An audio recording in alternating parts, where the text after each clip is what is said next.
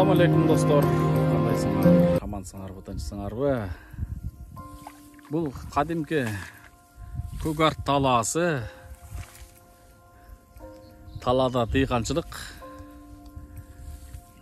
Мынаке арпа, будай ордырмай үйдөгүлөргө жардам бермей дегенде, комбайн жогоруда келатат. Беде кымбат, чөп кымбаттаптыр, медерде талага чыгыптыр деп тамаша кылып атсаңар керек. Негизи беде чөп, негизи бардыгы эле кымбаттаптыр достор, бардыгы эле кымбаттаптыр. Бирок берекесин берсин. Канча болбосун, кымбаттайбы, арзанбы, канчага сатат, канчага алат, берекесин берсин негизгиси. Берекелүү болсун, кырман толсун дегендей. Биздин да кырмандар толсун. Атамдын мээнети, мен талага чын айтканда көптөн бери чыга эле келем. Бүгүн үйдө болуп калып, комбайн келип калган экен. Арпа будай ордурайлы деп атам айтып алды эле. Жүрүңүз деп үчүп келип калдык. Мынакей жогордон комбайн болуп келатат. Саман дагы, пресси дагы кымбат деп алам. Бирок арпа кандай болду? Көп эле чөп басып жатып калган окшойт да, мынакей. Көргөзөйүнчү. Багандай сойлоп басып кетти. Эки комбайн оруп атты эле. Уже бир түшсө бүтөт экен, жогордон киришкен. Мына ушундай достор. Бул жакта дагы беде дагы бар экен. Биздин бедем болгон ушу беде окшойт, жаман ушунун арагы. Бул айылдын башында экинчи тала деп коет. Айыл мынодон ылдыйындагы нарак теректер көрүп жаткан айыл. Биздин айыл. Ал жакта анын башында биздин үлүштөрүбүз ушул жакта. Ал жакта мака, жүгөрү, ошондойлор. Бизде Октябрьскийде көбүнчөсү беде, анан будай, арпа, анан мака, жүгөрү эгип калышты көбүнчөсү. Семчке эккендер аз, мына семчке көрбөйсүң. Ол жерде саргайып көрүнүп атат, ошол жакта бирөө семчке эгиптир. Мына беде анча болбой калыптыр. Бул тала узун тала да, узуну 1 километр, 100 метр. Мен ушул жерде атам Россияда жүргөндө ушул жерде дыйканчылык кылып эле жаштайыбыздан жүрчүлүк. Эми азыр деле ошол элебиз. Болгон иштер менен көп болуп, көп талага аралаша албай калып атабыз. Бирок техника, бүт техника өнүккөн. Мурункудай кетмен чабып, семчка чабып, мака чабып, баягындай кол менен отоп, андай нерсе жок. Азыр бүт заман өнүккөн. Эгет, даже астында эле чабат, дарыны себет техника менен, трактор менен. Кыскасы дарыны септиресиң, анан суу болот, сугарылат, анан ордурасың. Ушундай бул жакта түз суугат жерлери жакшы жер, бирок могул талага, ушул мен турган талага суу келиши өтө кыйын, себеби узак, үстүндөгү каналда суу келиши кыйын. Мурда бир келип келчү эле. Өтө кыйынчылык менен сугарчу элек. Атам быйыл буну сугарды, сугарбады билбейт экен. Ошондой. Атам дагы бааны кыймылдамайынча, чындыгында баандай отуруп албайт. Үйдө деле, талада деле ушу дыйканчылык, чарбачылык, кыскасы ушундай иштер менен, балтагы менен деле көрүп атасыздар. Негизи ата-бабабыз ушундай совхоз, мал менен, совхоздун малын багып, анан мал багып, ушундай мал менен ата-бабабыз негизи биздин кыргыз эл мал менен болуп келген да. Анан ошонун сыңарындай атам деле мээнетти жакшы көрөт. Комбайндын ушул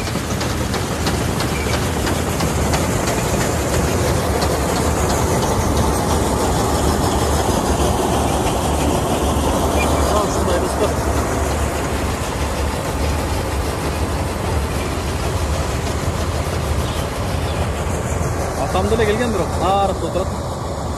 Асты суу басып кетти. Бұл азыр таланын ылдый лайып суу басып кеткен экен эми. Жогордон кете турушайт. Камаз, о, жогордо. Экинчи комбайн жогордо турат экен. О, жогордо. 53 турат ал жакта. Burada kızık mı? Bünkürdün üstüne nereye çıkıp alат elem. Kızıgat elem men dachı. Aybay kızıkam hazır delech. Kızık ошол жерге çıkıp alıp kандай түшүм алып экен ба? Жайы менен жазы менен менет кыласың да, сугарасың, карайсың, эктиресиң. Анан ошол эмгек кылган түшүмүңдүн эмеси үзүрү кандай болуп атат экен деп ошол жерге кызык карап отуруп көрөт элем. Азыр аяка чыккан кишини деле көрбөдүм. Нарактан деле бир ордурду. Машинасынын жанында отурат. Ошол жерге чыгып алып, көрүп отуруп кызыгат элек. Комбайн бүңкүрү толгондо сигнал берип чакырат машинаны, билесиңерби? Биздики бүңкүр толду билбейм. Же жогорго бир бар төгүп келип анан дагы чакырып алышат, бүттү, ордуруп бүттү. Мен бедени көрүп коеюнчу. Атам бедени бир карап кой дейт. Ушундай достор, айылдагы бир жашоону сиздерге бөлүштүрөйүн дедим. Айылда ушундай жашоо ушунусу менен кызык, сонун талада, таза абада кетмен кармап, сугарып, эңкейип, тоңкоюп дегендей белдер иштеп, буттар иштеп басып, кыймыл болуп турган бул жакшы. Ден соолук эле жакшы.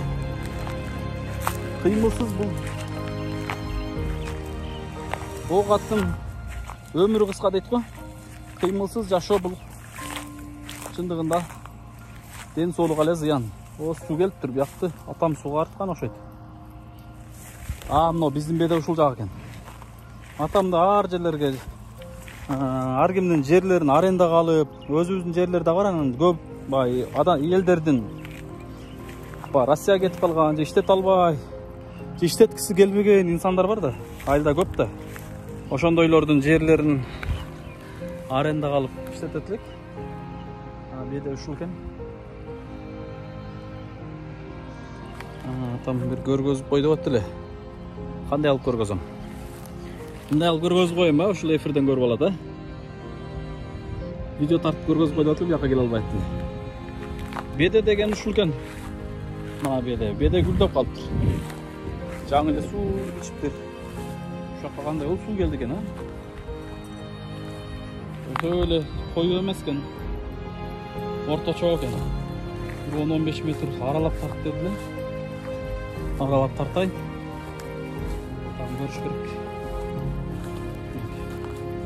Суу ичиптир. Мынакей достор. Заман болып кен комбайны, прожекторлерін жандырып болады. Төгіп алып жүрмін. Құдайды. Уже екіншісі нарқы уже башқа соседтікін баштады. Шундай комбайн деген.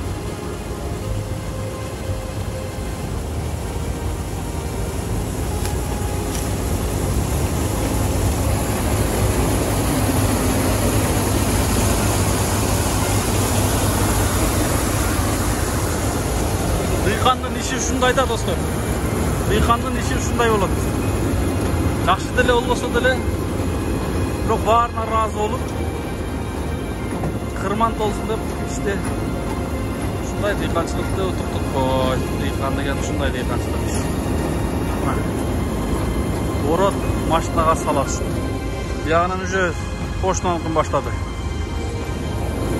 Ушундай достор. Кырман толсун деп коюңуздар.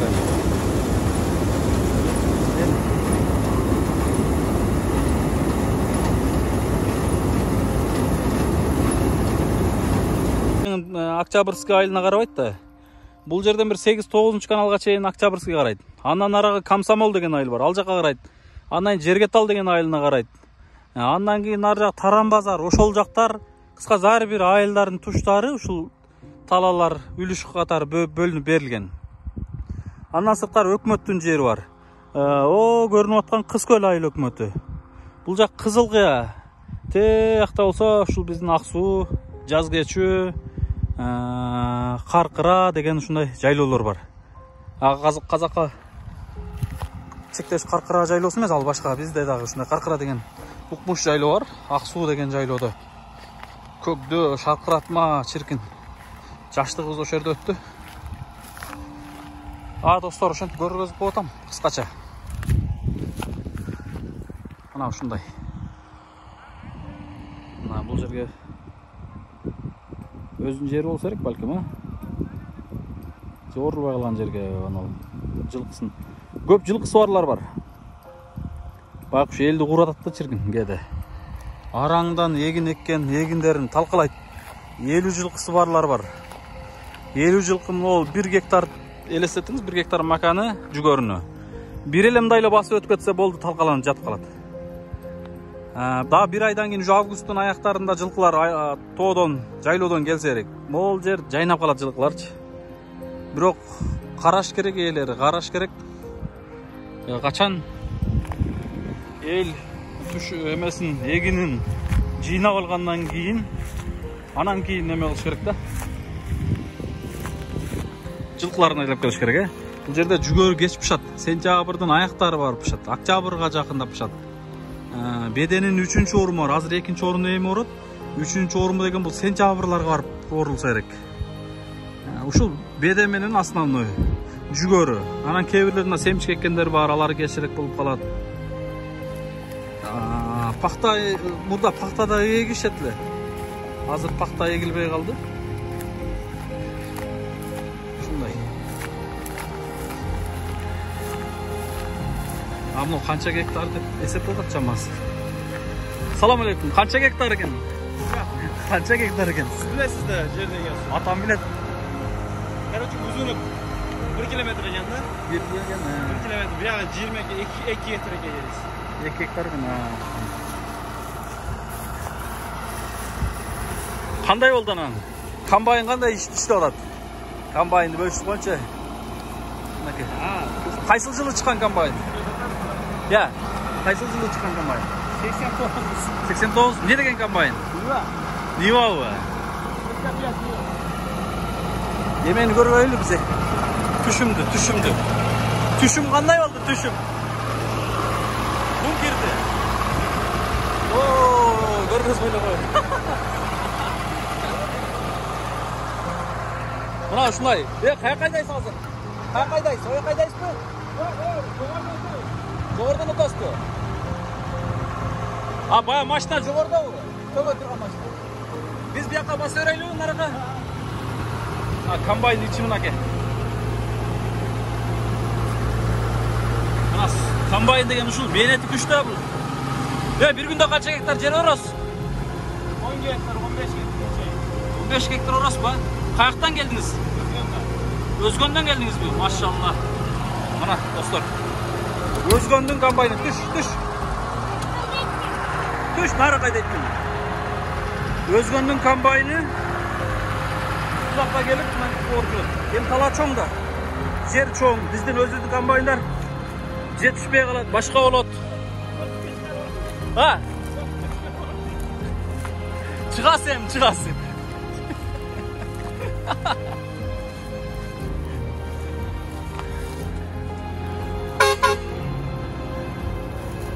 Комбайн Нива турбайбы?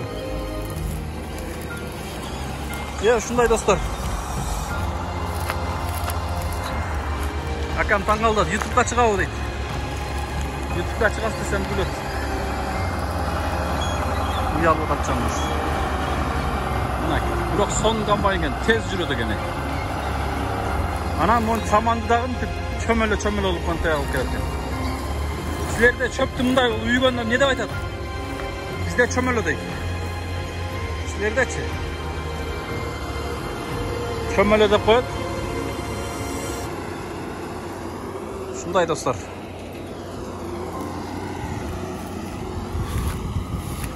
O bir çömele saman жүктү алып кет да, түшүрүп койбой.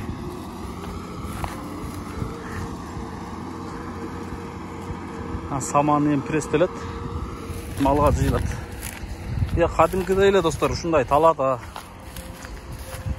Бизде деген ушундай элдин баары кызыгып, дыйканчылык кылып, мурда жер өзүн актабачу эле, азыр жакшы буюрса.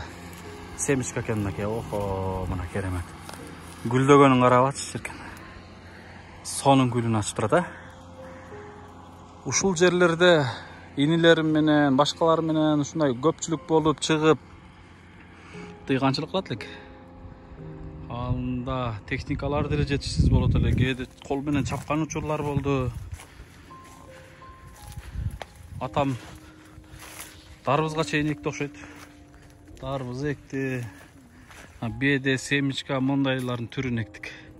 Жүгөрү, азыркы учурда жүгөрү, арпа, буудай, беде. Ошол. Ушундай достор. Мына сууга жакшы жер көп жерде кайракы жерлер болуп калат. Мен кайра кетейин. Айылдан жогору ушундай бир 10 талаа бар да. Могу биринчи канал деп коет. Бизде ушинтип айтылат. Биринчи канал, экинчи канал, үчүнчү канал деп канал болуп бөлүнөт. 9-10 канал болсо керек. Мен 8-9 каналга чейин чыгып элем. 5-чи каналда бассейн бар эле. Жаш кезибизде түшөт элек. Таладан не гана күндөр өттү. Пада деп коет. Силерде эмне деп коет? Ар жерде ар кандай айтат да. Пада деген бул уйларды баяндай очереттеп кайтарат. Пада кайтаразың кеде. Очеретиң келгенде бир күн кечке малыңа жараша кеде 2 күн, 3 күн малдын аркасынан үзүлбөй элдин малы да өзүңкү дагы бар. Эртеси ошол эле башка малдын ээлери сеникин багып келип берет. Ушинтип очереттеп көчө багып элдин малын, элдин аманатын алып келип тапшырышың керек. Ушундай болот эле. Мына сууну кара. Суу өмүр булагы. Кайтып өтөм. Суу кечип эле жүрөм. Бас, наракы бас. Артыман ээрчип алды. Ким деп таң калтасыңарбы? Бул менин балам.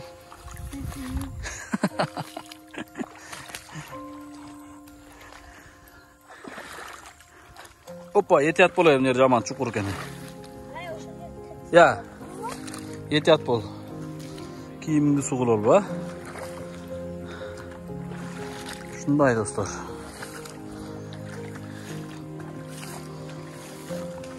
Айылдагы талуанын жашоосун түшүндүрүп атам дейм сиздерге. Көргөзгүм келип. Бир илхам келип кетип. Айылды сагынган досторум бар да. Жакындарым бар, ага-инелерим бар. Ушул айылдын тургундары бар. Туулган жердин топурагы алтын дейт. Айылымды сыймыктануу менен айылымдын талаасын дагы бөлүшүп атам да. Ушундай достор. Ушундай талааларыбыз бар деп. Ушундай сууну алып аткандар алычы. Бул суу деген эми пайнап. Пайнап дегенди түшүнөсүңөрбү? Пайнап деген бул талааны сугарасың го. Сугарганда ошонун этегинен суу чыгып турса, ошол пайнап. Суу чыкканда эле токтотуп койбойсуң да. Суу чыгып бир аз агызасың, 1-2 саат агызсаң, ошондо эгиниң жакшы суу ичет. Ошентип пайнап чыккычак сугар деп коюшат го. Мына бул буудай. Бул буудай биз ордурган эме арпа. Бул деген буудай достор. Кана мен көрөйүнчү. Буудайдын башынан мурда эсептеп билчи элек, Мындай кылып 1, 2, 3, 4, 5, 10. 10 катар байласа кандай деп коет эле эсимден чыгып калды. Кыскасы да.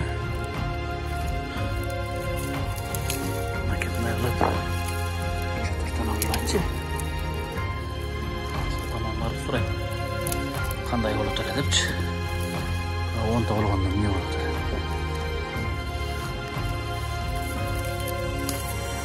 Ушундай достор, мынакей буудай. Буудай эгилет. Достор. Кандай деп түшүндүрсөм. Сиз менен биз кээде ысырап кылган бир наныбызга дыйкандар эмне деген мээнет кылат билесиздерби? Эми айта кетейин. Бул буудай көбүнчөсү күздө эгилет. Кышка чейин жерди айдап, тоң малында кышка чейин, кар жааганга чейин жерди айдап будайды эгип аласың. Budayды егесің, жерді айдатасың, мал алатасың, будайды егесің, арық тарттырасың. Bir talana ошол убакта эккен үчүн 4 жолу техника керет. Егилди. Жазда чыгат. Жазда чыккан малда жандар баягындай жамгыр жаайын деген малды маргин шартына жараша кыскасы өсүп калыш керек. Мындай улуп кыйлап өсүп калат. Көп өспөш керек. Көп өссө трактор көп төйлөп коет. Şu bir karıştan azıraktında yolu öskönde azot sevilет. Burada biz kolda ele sepetlik. Çeleke salıp alıp öyle her жерге kaptardan aparıp kolmen çaçıp. Kede tegiz bolbay kalat.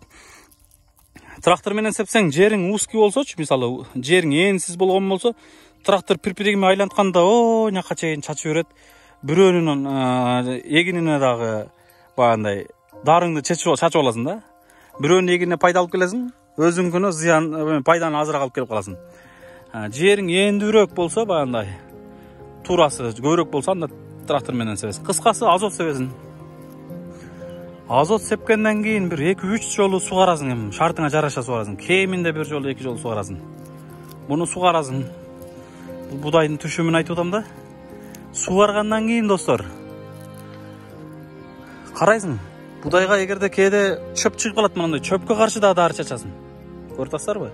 Чөпкө каршы дарыны баягында зың этип алып мынтип жонуңа салып себесиң мындай колуң менен. Ошондой дары менен себип чыгасың. Сугарасың, аралап сугарасың. Жөн эле башынан сууну коюп коюп этегинен чыгыш эмес. Карайсың, кээ бир жерлерине суу барат. Нол арыктын башынан суу кетип атышы мүмкүн.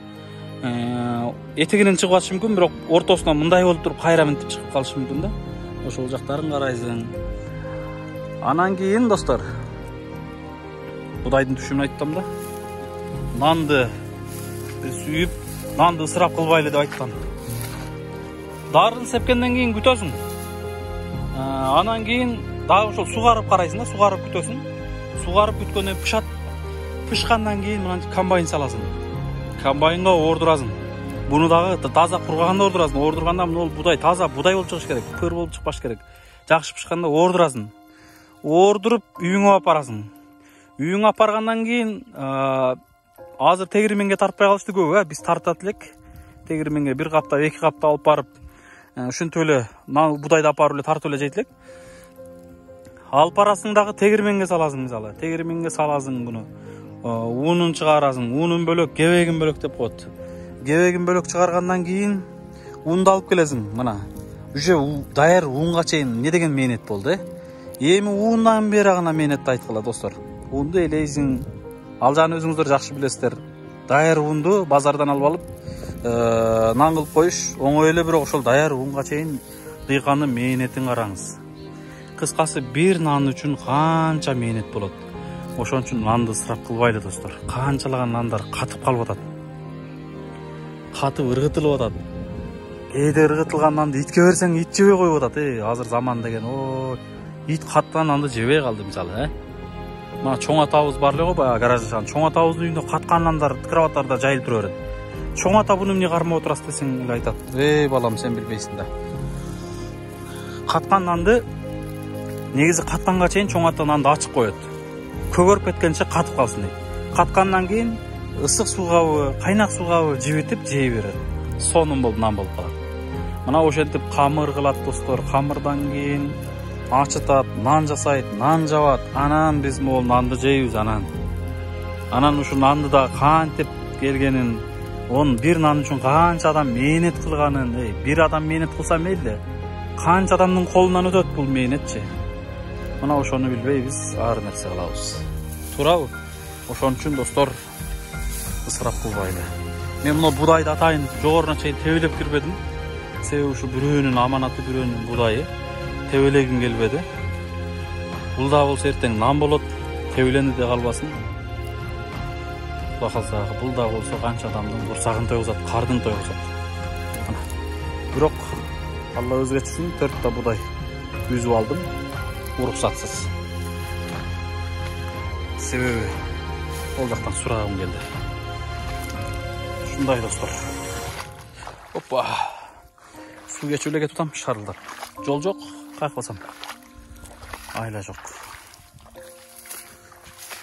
Суулага этият бол, этият бол.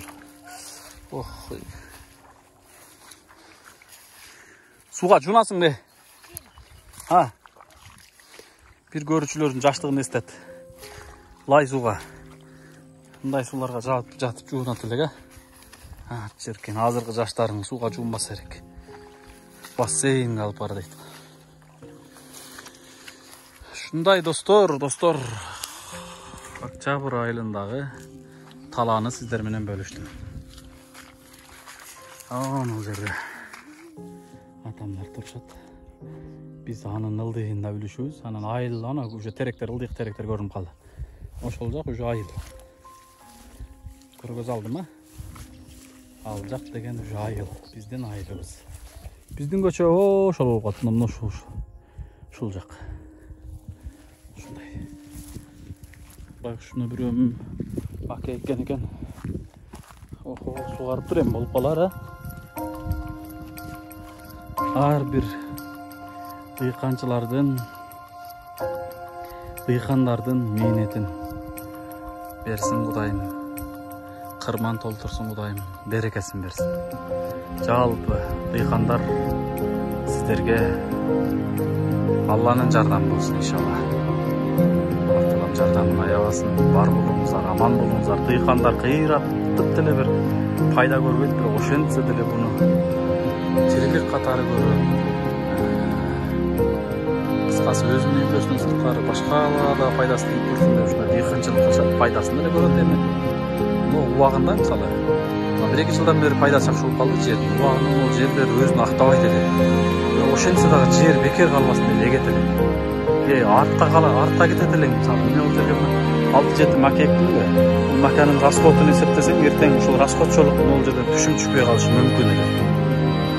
Ушундай учурлар болот. Бар базарда берген бакчылыкта талап эмес баардык бакчылык. Берекесин берсин, кандай рахматсыз. Алла разы болсун. Сиздерге көчкөп берсин. Аман болуңуздар. Жалпы Кыргызстан мамлекетинин азычылык алкышы болсун. Жалпы көрүүчүлөр тамагы жугунчулар